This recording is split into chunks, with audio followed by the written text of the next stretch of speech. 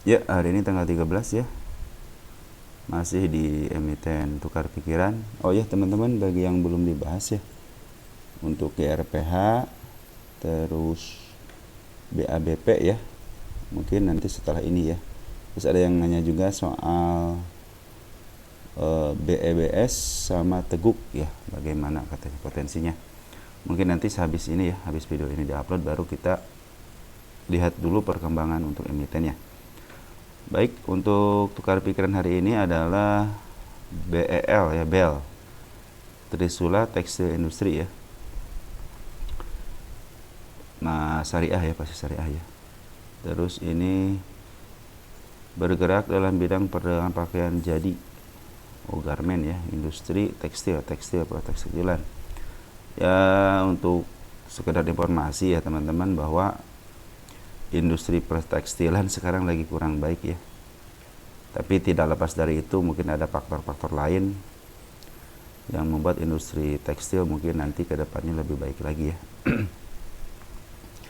Untuk pengendalinya ada Trisula International Tbk 78%, masyarakat kecil ya 15%. Ada Tahun Treasury-nya, ada Henan Putri Asset Management, Trisula Insantiara. Dari bulan Februari 2024 udah banyak yang caw ya sampai Juni ya. Julinya cenderung liris. Nah, sebenarnya teman-teman kalau yang ada yang cut begini nih, ada yang kabur ya, istilahnya kabur menandakan emang sebagian teman-teman kita udah pada melepasnya. Jadi kemungkinan mungkin sahamnya ada yang mungut. Nah, teman kita lagi, tapi mudah-mudahan yang mungutnya bukan teman kita ya, mudah-mudahan si market maker yang mungut gitu ya, mudah-mudahan. Listingnya 2017, udah lama ya. IPO price-nya 150, IPO-nya 45 miliar ya. Ini untuk ukuran ini kecil ya sebenarnya. Terus ini presiden direkturnya. Silahkan kalian periksa sendiri ya, apakah teman-teman yang ini bermasalah apa enggak ya teman-teman. Kita lihat insidernya terakhir 2022 ada pungutan untuk bulan April ya. Ada pungutan. Bagus, berarti ada pungutan tahun 2022 ya, 2 tahun yang lalu ya. Kita ke statistik. Untuk PE rasionya, untuk PER-nya 37, masih di atas 10 ya. PBP-nya 1,8, dia nggak terlalu mahal kalau di atas 2 baru, atau enggak 2 lah gitu ya. Tapi sebenarnya 1,5 sebenarnya sih patokannya 1,5 ya untuk PBP itu.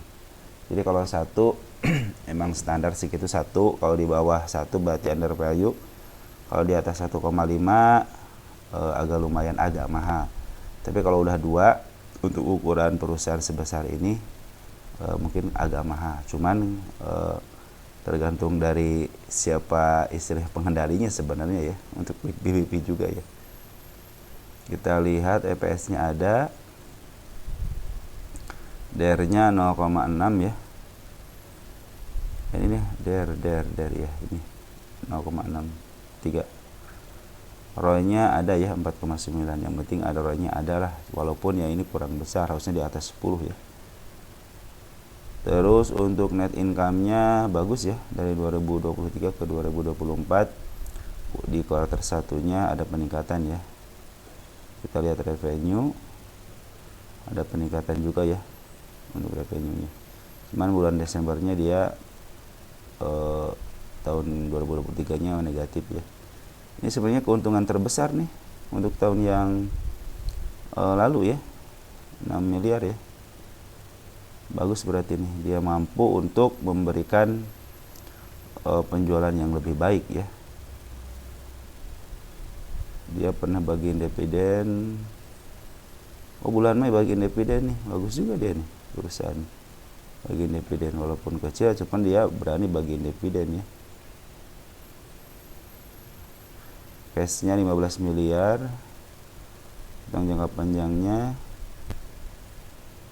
jangka pendeknya, ini jangka panjangnya gede banget nih utangnya nih. Ya. Ya waktu IPO-nya aja ini, IPO-nya dapat duitnya berapa nih IPO-nya? Nggak apa-apa lah ya, cuma 45 kan dapat IPO-nya aja. Udah nggak apa-apa lah, yang penting penggeraknya ada kan, jadi nggak masalah kan kalau saham yang penting penggeraknya ya. Dividennya dia rajin gak ya, 18, 20, 21, 22, rajin juga nih bagian dividennya walaupun kecil cuma rajin ya. Dari 2018 nih 21, 22, berarti ini emang perusahaan baik gitu loh, bisa bagi dividen berarti baik gitu ya. Walaupun istilahnya PR-nya agak lumayan tinggi, tapi secara secara bagian dividen baik ya. Ini harus dihitung punda catnya nih kayak gini. Nanti deh sekalian ya kita hitung dulu sekalian punda catnya, karena ini saham baru ya, jadi harus saya lihat dulu nih dia di harga berapa ini, harga pundaknya berapa nih, fundamentalnya. Nanti setelah ini baru lukisan market maker ya. Dia lagi under value nih, bagus sih harga under value. Sangat under value untuk 3 tahunan, untuk 1 tahunan juga under value banget ya. Harga normalnya negatif, isinya negatif. Oh iya, emang per rata-ratanya 900 ya dia, PE-nya ya 900 nih. Sekarang berarti lagi under value untuk ukuran 37 mah ya under value ya. Ya berarti sini udah terlalu gede ya, lah. Oke, kita langsung aja ya ke lukisan market maker ya. Kita langsung ke lukisan market maker. Kita lihat bid dan offernya dulu. Bid dan offernya ya segini tipis, cuman masih jarang-jarang ya, tipis jarang. Ini kalau yang tipis gini kan mudah diangkat, mudah di istilahnya dibanting ya kalau segini ya. Kalau lihat terus ini tidak rata ya, tidak rata. Kalau mau seribuan harus 900-an, ini tidak rata ya. Ini masih belum solid sebenarnya ya, untuk market makernya belum solid. Kita lihat dari bulan Juni tanggal 27 Juni ya, 27 Juni nih, lihat di sini emang dia cenderung ngebuang ya, si bandar lokal ngebuang. Untuk foreign juga sama ya, cenderung ngebuang, malahan foreign itu dari bulan April ya, tanggal 19 dia juga ngebuang. Nah terus kemarin kenapa ditaikin? Kalau waktu ditaikin ini emang si bandar lokal berusaha untuk naikin harga ya, sini terlihat ya. Nah yang menjadi bagusnya itu sebenarnya ini nih, frekuensi analyzer menunjukkan di sini ada smart money yang masuk ya, smart money udah masuk baru di up ya. Di sini kan terdeteksi smart money masuk, cuman nggak mau diangkat pas dividen dikeluarkan. Terdeteksi lagi. Udah 4 kali, 1, 2, 3, 4 ya. Baru yang keempatnya diangkat. Jadi dari frekuensi analyzer juga ini menentukan seberapa besar smart money yang masuk ya. Berarti kalau dia terus menambah, belum, katanya gunung pertama belum diangkat ya, gunung kedua belum diangkat, berarti belum cukup gitu ya kan. Ini juga diangkat belum cukup, ini juga diangkat, nah baru waktu keempat itu diangkat. Jadi di sini butuh kesabaran. Nah di sini adalah psikologisnya selama 1-2 bulan. Ini titik psikologisnya nih, antara kalau yang istilahnya teman-teman yang suka dengan emitennya mungkin ini diangkat nggak usah sampai 2 bulan itu kan nggak diangkat. Nah ini titik-titik di mana para trader kalau yang investing cuek aja ya. Dia mau turun mau naik ya biarin aja. Yang penting kalau investing mah beli di bawah, nanti jual di harga target contohnya gitu. Harga targetnya 59 contohnya. Karena saya percaya dengan emiten ini, nanti saya jual di angka 90 atau angka 100 gitu kan. Karena udah menyampai ke 82 aja udah sampai gitu. Sekarang di bawah lagi ya saya beli lagi. Kalau yang investing gitu kan. Cuman kalau yang swing ya biasanya memperhatikan smart money juga masuk, terus masukan dari bandar-bandarnya ya, bandar lokal ataupun foreign.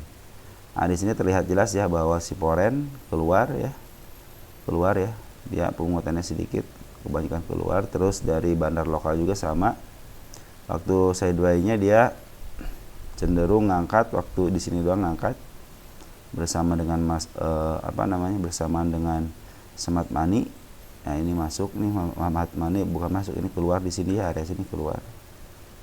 Nah dia udah keluar ya, dia si Smart Money udah jualan, si bandar lokal yang nge-up, musuhnya ada berarti kan. Makanya diangkat. Nah untuk hari ini, per hari ini ya, tanggal bukan per hari ini, tanggal 12 ya kemarin ya, penutupan bursa emang cenderung di sini ngebuang ya, 3 hari ini ngebuang. Kita lihat siapa yang ngebuang dari tanggal sini deh, tanggal 27 ya. Kita lihat dari tanggal 27 Juni 27 Juni yang ngebuang CC ZP PD, jangan itu dulu deh, di domestik dulu ya. Domestik dulu kita lihat CC ZP PD CP MG ya, MG udah ngebuang CP ZP. Ini kadang-kadang inilah market makernya itu kadang-kadang ini nih, bandarnya itu ini ZP CP sama MG ya kadang-kadang. Nah karena ini emang suka dipakai sama market maker ya, terutama bandar lokal emang suka pakai broker ini ya biasanya. Yang nampung ada si kakak, nah si kakak kan udah mulai masuk nih. Si kakak kan biasanya salah satu market maker juga ya. Nah XL sekarang patut diperhitungkan, ingat jangan dibilang retail juga. Retail juga di sini XL sekarang udah menjelma, ada yang udah poren ya XL itu ya. Kalau YP sih udah pengalaman ya. YP poren yang poren juga banyak ya, tinggal EC. Kalau EC betul ini retail. Retail istilahnya belum ada terlihat jadi poren dia ya. Tapi kalau XL sekarang udah ada akun poren untuk masuk ke broker ini ya. Jadi kita sebenarnya tahun ini itu saya lagi memperhatikan XL untuk poren ya. Nah, kalau dari poren udah pasti keluar ya dari tanggal 19 Juni. Coba lihat 19 Juni. 19 Juni kita ganti ke poren. Kita browskan. Cuma dua broker ya. Si AK masuk cuma sedikit banget, si AK masuk ya. Kalau si CC udah ngebuang ya, CC ngebuang ya. Dia berapa? 14 ribu. Karena bid dan offernya tipis ya, dia nggak banyak gitu di di emiten ini, nggak banyak gitu kan. Terakhir kita lihat tanggal 12 terakhir kita siapa?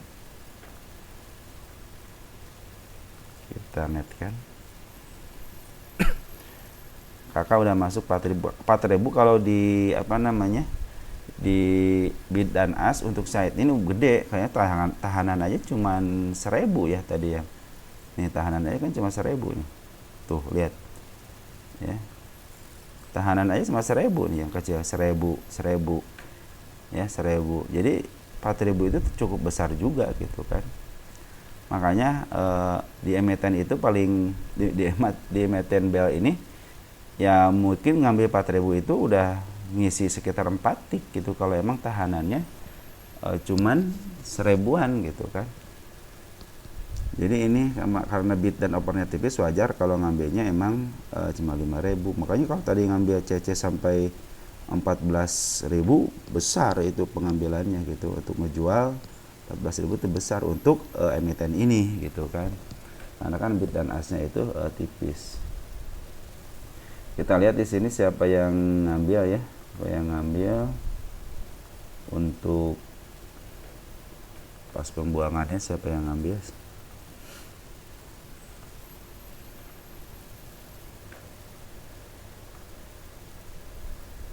Ternyata si kakak yang ngambil udah 36 ya, dari tanggal 27 nih, semenjak dia ngebuang 27 di sini nih. Nah, ternyata si kakak udah mulai ngambil ya. Oke lah, kita anggap aja si kakak ini yang nanti mungkin yang banyak barang si kakak ya. 36.000 kan lumayan ya. Jadi yang nampung barang-barang dari bandar itu si kakak ya. Bisa jadi si kakak mungkin, si kakak juga sebenarnya suka dipakai sama market maker, si kakak juga. Cuman saya di sini belum lihat ada temennya ya si kakak itu ya. Biasa si kakak itu suka sama YZ itu ya, YB YJ. Sekarang si MG kan keluar. Nah bagaimana ke depannya, karena ini masih buangan, kita tunggu aja ini si apa namanya, si bandar lokal buangannya masih masif nggak, soalnya di sini sudah mulai kendor buangannya ya, sedikit ya, tanggal 12 Juli udah mulai sedikit nih, nggak terlalu gede ya, sedikit dibanding dengan tanggal 10 sama tanggal 11 nya. Terus teman-teman lihat dari candle-candle nih, di sini kan ada candle hijau nih ya, saya khawatir dia menembus candle hijau dulu ya di 56. Tapi kalau menutup candle di 56 itu lebih bagus lagi sebenarnya ya. Jadi ya menutup PR-nya lah gitu ya. Kita tanggalin deh ya. Biar saya pantau terus nih. Tanggal 12 berarti ya. 07. Kenapa saya tanggalin tanggal 12? Karena terakhirnya di sini tanggal 12 ya. Nih, tanggal 12 ya. Nah, dari Foreign dia belum melakukan aksi apa-apa ya. Nah, tinggal di bandar lokal aja nih dia mau mungut apa enggak. Soalnya di si broker kakak udah mulai ngambil ya 36.000. XL juga teman-teman kita juga udah ngambil. Mudah-mudahan sih besok si market makernya atau enggak si bandar lokalnya udah mulai mungut lagi ya. Nah, nanti teman-teman perhatikan smart money ini. Smart money udah mulai ngumpulin lagi enggak. Soalnya di sini udah tanda-tanda dikit nih. Di tanggal 9 Juli dia udah ngambil cuma dikit ya. Kalau smart money kan bisa nyarui mana saja gitu ya, broker mana saja ya. Kalau smart money itu bebas dia mah ya, tidak terpaku seperti bandar lokal. Kalau bandar lokal ketahuan gitu kan, oh ini yang ngebuang siapa, kan berarti kan si MG, si ZP gitu kan, si CP. Nah ini kan yang sering dipakai sama bandar lokal ya, yang untuk istilahnya yang mempermainkan harganya. Kalau kita lihat dari candle-candlenya ya, nah di sini ada candle merahnya, mungkin targetnya bisa ke 84 lagi. Karena ini belum ketutup, ini gap juga kan, belum ketutup. Di sini ada gap kecil di harga berapa nih? Gap kecil. Kita lihat gap kecil di ini, yang ini nih, dia 68 nih. 68 kecil, cuma kecil nggak apa-apa, kecil juga anggap harusnya ketutup nih. Kalau kata orang sih udah ketutup sama shadow, kalau menurut saya sih belum ya.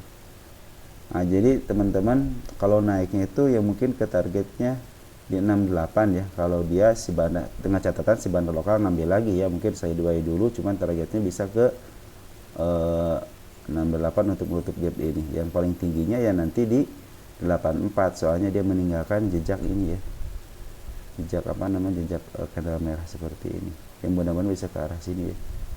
Mudah-mudahan. Soalnya nih yang di sini lihat candle merah ini udah kasih tanda muka sini, ternyata langsung ya sama candle hijau yang tinggi seperti ini nih. Dia agak tutup. Kalau saya kan trading mengandalkan gap itu aja, apa candle seperti ini aja. Kalau merah berarti ada target ke sini, cuman waktunya kita nggak tahu ini 1 2 3 4 bulan baru diangkat bisa sampai sini. Terus ini candle hijau seperti inilah yang harus kita waspadai juga. Jadi candle ini suka dibilang candle bullish juga gitu ya, karena setelah pengangkatan dia cenderung ke atas, cuman nanti jarak beberapa bulan ini udah 1 2 terus sekitar 2 bulan mau 2 bulan baru mau menyentuh, kan belum menyentuh nih, baru mau menyentuh. Akan lebih baik lagi sebenarnya ini ke bawahin aja dulu untuk menutup gap ini nih ya, candle yang apa namanya, candle yang hijau ini lagi ya, di 56 nya ya. Mudah-mudahan bisa ke arah situ ya, biar si BL ini tidak meninggalkan jejak ke bawah. Jadi untuk ke atasnya lebih enak ya, terutama untuk yang percaya dengan investasi ini, mungkin investing akan lebih enak lagi ketika dia udah menyentuh ke 56 nya ya. Ya kalau bawa ke bawah lagi jadi masalah, soalnya yang penting menutup ini dulu deh ya, kita tutup ini dulu.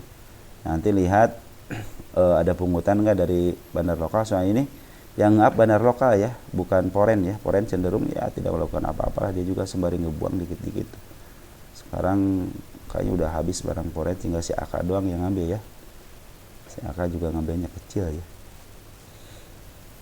Jadi dari saya nih untuk BEL, pendapat saya adalah kalau bisa dia ke 56 dulu bagus, soalnya menutup gap yang ini. Targetnya kemana kalau dia di sideways-kan ya, kita tunggu dari pungutan smart money ini ya. Kalau smart money udah mulai kenceng dan apalagi udah hijaunya tinggi gitu ya, bisa sampai ke arah sini aja, satu aja. Nah itu pertanda biasanya dia si smart money udah mulai masuk. Kita ini kok udah masuk cuma sedikit ya. Nah ini juga udah kecil-kecil, ini kecil-kecil, ini lihat nih kecil-kecil masuk, kecil-kecil, sedikit-sedikit dia masuk.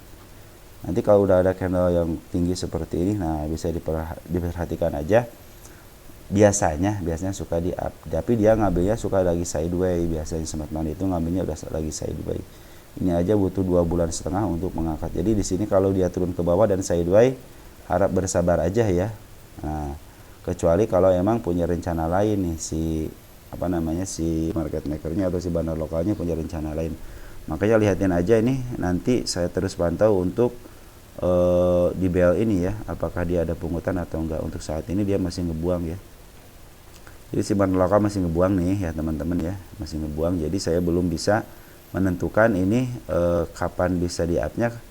Apabila udah ada tanda smart money seperti ini, nanti kita akan bahas lagi. Atau udah mulai ada pungutan, yang menit kecil-kecil lah, udah mulai pungutan seperti ini nih kan, kecil-kecil nih pungutan dia. Nah, baru kita akan sempat di ini kan, ketika hijau nih, kalau hijau ini kan sempat di up karena emang pengendalinya adalah bandar lokal ini ya. Jadi untuk bel,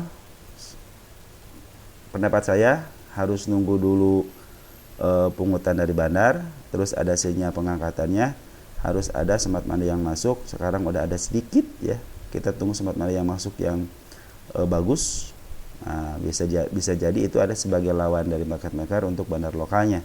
Untuk foreign ya usah diharapkan karena dia belum masuk juga ya, baru sedikit ya masuk. Terus hati-hati di area 56. Tapi kalau menutup 56-nya akan lebih bagus lagi. Targetnya kalau dia di up ya, minimal ke arah 68 untuk menutup gapnya, atau yang paling tingginya di harga 84. Mudah-mudahan bisa ke arah situ ya. Ya sekitar teman-teman ya, mudah-mudahan membantu ya. Ciao ya.